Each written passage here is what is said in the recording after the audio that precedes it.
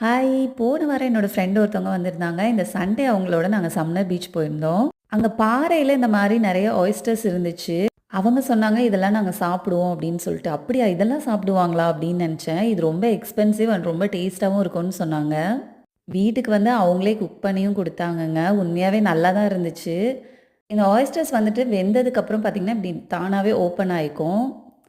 இதோட ரெசிபி என்னன்னு பார்க்கலாம் வாங்க. பேன் ஹீட் ஆனதுக்கப்புறம் கொஞ்சமா ஆயில் சேர்த்துட்டு, இஞ்சி, வெங்காயம், தக்காளி இத வந்து பொடிசா கட் பண்ணி ஃப்ரை பண்ணிக்கோங்க. அதில ஒரே ஒரு வரமிளகாய கட் பண்ணி போட்டுக்கோங்க. அவங்க வந்து இதில சோயா சாஸ் ஆட் பண்ணுவாங்களாமா.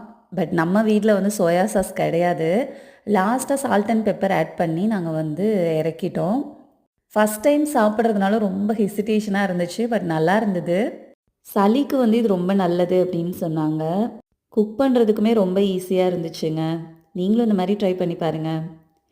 இந்த வீடியோ பிடிச்சிருந்ததுனா லைக் பண்ணுங்க, ஷேர் பண்ணுங்க, கமெண்ட் பண்ணுங்க. மறக்காம சேனல சப்ஸ்கிரைப் பண்ணுங்க.